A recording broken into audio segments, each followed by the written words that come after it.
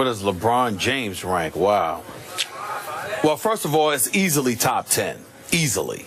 But when you talk about, in terms of talent, skill, what he brings to the table, you can make a legitimate argument that overall talent, he's number 2 all time. Wow. You can literally make a legit. Now, obviously, when you talk about positions, that's a different debate as to who would be your top 5 players, and you go by position, et cetera, et cetera. But when you look at, again, and there's 2 different categories. There's a talent category and there's a title category. Now, when it comes to titles, he doesn't come before Magic, doesn't come before Jordan, doesn't come before Bird, doesn't come before Kareem, doesn't come before Tim Duncan, okay? He doesn't come before those dudes. But if I'm doing my top 5, then, and I'm not taking into account titles, just talent, LeBron James is the greatest small forward that has ever played the game of basketball. There is nobody better than LeBron James. He's top 5, right? But obviously, when you talk about Clutch Gene, I would put Larry Bird ahead of him, because when it's time to close, I'm giving the ball to Bird all day, every day, over LeBron James, because of Bird's ability to shoot, and particularly in the clutch. But when we talk about talent, the ability to play on both ends of the floor, defensively and offensively, you can handle, you can shoot, you can pass, you can drive to the basket, you can defend multiple positions. I mean, outside of Michael Jordan, who else is there to pick? I mean, when you think about LeBron at 6'8", 6'9", 250, and what he can do, he can legitimately play 5 different positions. And even though Magic, understand the greatness of Magic Johnson. Magic Johnson was a guy that was tall enough, could play the point guard. He was the orchestrator, the architect of Showtime. He was an elite passer. He could look over defenders, et cetera, et cetera. But the totality of his skills, Magic didn't have what LeBron has. He didn't have that. So when I think about skill set, talent-wise, I mean, again, I'm too young. I've only seen black and white tape of Elgin Baylor, Oscar Robertson, you know, people like that. So I defer to the elder statesmen of the game to tell me about what those dudes brought to the table. But I would imagine that LeBron is a brethren of those dudes, and that he just took what they originally pioneered and designed and took it to another level, the way Connie Hawkins and David Thompson and guys like that took Dr. J, and Dr. J preempted MJ, and MJ preempted Kobe. But I guess what I'm saying is, I just look at it, and I think overall talent, other than Jordan, I can't think of anybody. And I mean, talent-wise, you know, again, I put Jordan the edge because he got the titles, plus he could play on both ends, offensively and defensively. Outside of that, it's LeBron to me. So you're differentiating your argument between talent versus resume, right? That's right. Okay. Talent versus titles, yes. Okay, I got it. If we're just doing in a vacuum, just pure gifted talent, just inch for inch talent, I got to tell you, seriously, this will sound blasphemous. I would take LeBron James over Michael Jordan in that area. Wow. Well, now, just on gift. Now, I'm the biggest Michael Jordan fan on the planet. I'm not going to take him as a basketball player, but on just raw talent, 6'9", 260.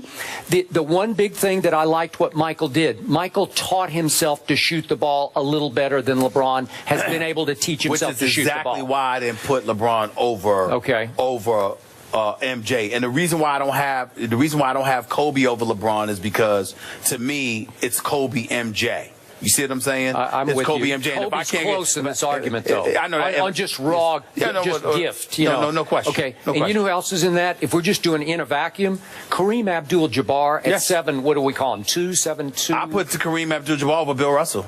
Okay, on pure talent or on resume? Because you can't do rings, obviously, because Bill Russell had 11. Exactly. Okay, now, let's just do straight barbershop argument. Who you taking? If I'm going to rank who I'm going to take all time, I'm a little older than you. They stuck in my psyche a little stronger. But I have LeBron, and you're probably hoot and holler over this. I've got him ranked 9th on my list. I got him in the top 10. But listen to me.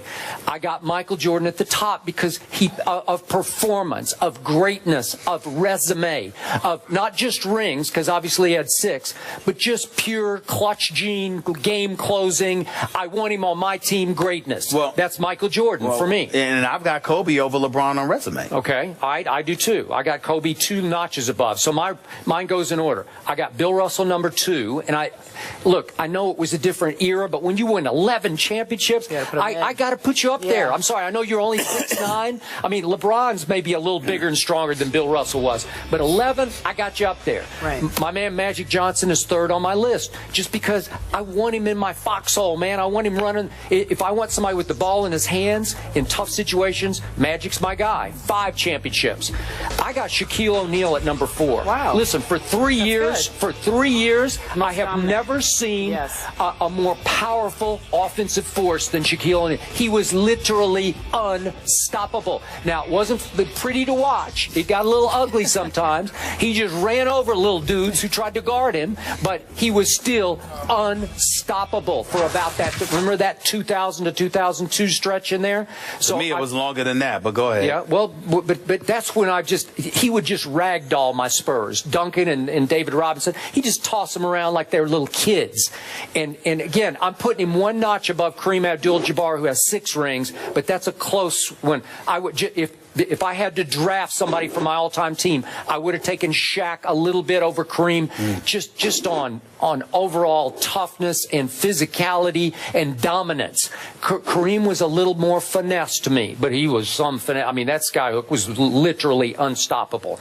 Now I've gone 5 deep. I'm putting Tim Duncan at number 6 just because he doesn't get the credit he deserves with 5 rings, because there's nothing spectacular about him. He is not box office. He is not marquee. There's no personality to him. But do I want him to build around my basketball team? Yes, I do. I'm going to take him my all-time draft at number 6, because all he's going to do is win you a whole bunch of championships. I'm sorry. Number 7 is Kobe.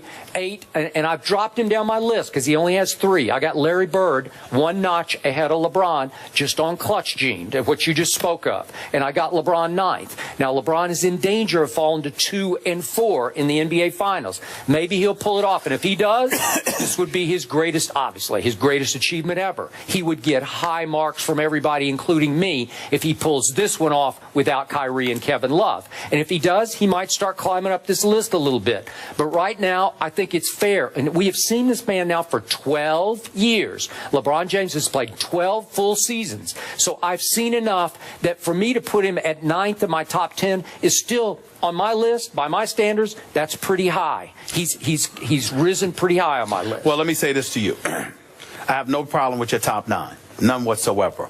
I would put Kareem above Russell, because even though there's 11 titles, I'm thinking about who you played with. Yep. Who you played with, the level of parity or absence thereof that existed in the NBA at that particular time. I mean, Kareem did get to play with Magic and Worthy. I'm also combining that with the fact that Kareem Abdul-Jabbar, to this very day, before him, since while he was playing and after, Kareem Abdul-Jabbar has the one and only unstoppable move in the history of the game, the skyhook. Yeah. Magic Johnson, Michael Jordan, LeBron, Kobe, it doesn't matter. The turnaround, baseline, whatever you want to pick. There is only one unstoppable move in the history of basketball, and it is owned by Kareem Abdul-Jabbar. You knew he was going to shoot the skyhook all the time, and there was absolutely positively nothing that you could do about it.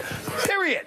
So to me, when you combine that with the fact that it has 6 rings attached to it, some of them when Bird was playing, when Isaiah was playing, when Dr. J was playing, even when Jordan ultimately came along, Isaiah and the Bad Boy Pistons were in existence. No matter, you still had the one, as he aged and the fast break Showtime would run up the court, and then on the occasion that they were stopped, they'd simply wait about 10 seconds for Kareem to come lollygagging down the court, and then they throw it to him on the right block, and one fake hair, skyhook, money. That I mean, it didn't matter whether he was 20 years old or 40. It still withstood the test of time. That is why I put him up there. When I think about Kobe, let me tell you why I would put Kobe against Tim Duncan, above Tim Duncan.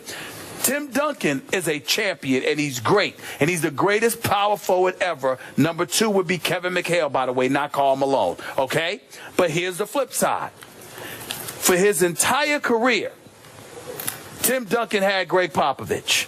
He had David Robinson initially, and then after that he had Manu Ginobili, and he had Tony Parker, and all of this other stuff. For his entire career, Kobe Bryant had Shaq the first go-round. The second go-round, it was him and Pau Gasol and an injured Andrew Bynum, okay? But there's still 5 rings. And so when I look at Kobe, and 7 trips to the finals, 7, all right? So when I look at it from that perspective, I say to myself, well, you know what? I can't deny that. So because the road traveled was tougher over the course of his career, Tim Duncan arrived in San Antonio. The day he walked onto the NBA court, he had David Robinson waiting to play with him. The day he arrived, he had David Robinson playing with him. Briefly, yeah. No, what I mean by it is this: no friction, no animosity, no turmoil, no soap opera atmosphere. The star departed. Ultimately, you've got to rebuild. You're the pariah. You're the guy seen as pushing Shaq out of town, and you all had the Eagle County, Colorado thing going on. One piece of adversity after another for Kobe Bryant. Literally close to 0 for Tim Duncan throughout his career. So I give points for that, for overcoming those odds stacked against you. That's all I mean. For his entire career, Greg Popovich had Tim Duncan. That's how you I look see at it it the other way around. I'm sorry. Tim Duncan has been special. He had a special year this year. At 39, he was really good. But to me, this year makes my point. Because the point is this. If other dudes had come to play with Tim Duncan, they very well may be in the finals right now. We understand that. And nobody is questioning in any way the greatness of Tim Duncan. I'm just saying there's a lot to be said for being in a stable environment. LeBron left Cleveland because of the instability that existed here. Kobe almost left L.A. because of it. Michael Jordan retired because of it. So when you look at it from the standpoint that no matter where you turn, instability somehow, some way rears its ugly head. Friction or no, Kobe benefited from Shaquille O'Neal. I don't care what you say. The first 3, I'm saying, the first 3 rings, the most dominant force in the game, no question. But I'm saying to you, he validated himself, because what you got to remember, Kobe wanted Shaquille, he wanted to separate from Shaquille O'Neal for exactly the statement you just made. He knew that for the rest of his career, he would be attached at the hip of Shaquille O'Neal, and his individual greatness would be questioned if he stuck with Shaquille. He wanted to venture out on his own to validate his greatness. Do you know what it says for somebody to sit there and have that as their quest, and then to turn around and pull it off? He did it. He did it. Yep. He did it. We now talk about Kobe separate and apart from Shaq, not just with Shaq.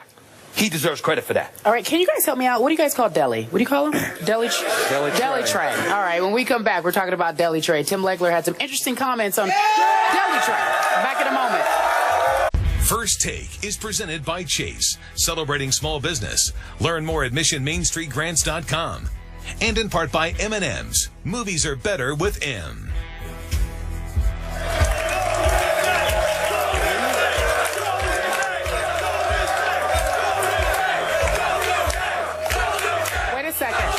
Wait a second. There is some confusion. There's Golden State. There's Golden State and Cavs fans. You guys are bold right here. I get you guys. You really do. Keep it friendly. Keep it friendly. We understand. These guys need to be careful. They just need to be careful. Cautious. Be kind to them. Proceed cautiously. Yeah. As I was saying, you know, we love when people watch the show and send us some tweets. You guys know about Little B, right? You know the curse that Little B put on Kevin Durant and James Harden, which you think is kind of funny. He also said, though, he said specifically that LeBron James, there was no curse. So he's all straight, right? Everybody's good with LeBron. He just tweeted the show. He just wanted us to know that he really liked the Iman Shumpert video, and he wanted to see what you thought about it. What do you think? I just hope Little B doesn't put a curse on Deli. Uh-oh. Right? What if he did? Yeah. He's not cooking yet? No. No, not going to happen? Okay. All right, so let's talk about Game 3. Stephen A's like, I'm not a part of this. Who wins the game tonight, my friend? I'm picking Cleveland. I'm picking Cleveland.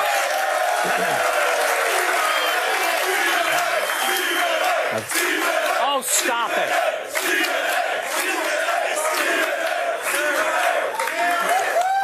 I really believe that Game 3 is pivotal in this series. I think that, LeBron imploring the crowd in Cleveland to show up, to be raucous and noisy. I think that there's a need for that. He knows that his troops are going to need all the support that they can get because Golden State's going to be ready tonight. And I think that Cleveland's going to have to find a way to win. Keep in mind, Golden State is still the best team in this series. Cleveland just has the best player in the world. They will find a way to escape with tonight's game. And Iman Shumpert's got to show up offensively, too. Okay. I believe, in fact, I know that Golden State's going to win one of these 2 games in Cleveland, and I believe it will be tonight because I believe Steffi owes his team a game, and I think he will give his team back a game tonight. I got 100-98 visiting team. Let me tell you what we owe you guys here in Cleveland. Another show. We'll be here at 3:30 this afternoon. Please join us, will you? We're going to be on ESPN. Bayless and Stephen A. Smith. I'm Carrie Champion. Thank you for watching. Again, 3:30 Eastern over on ESPN. We'll give you another show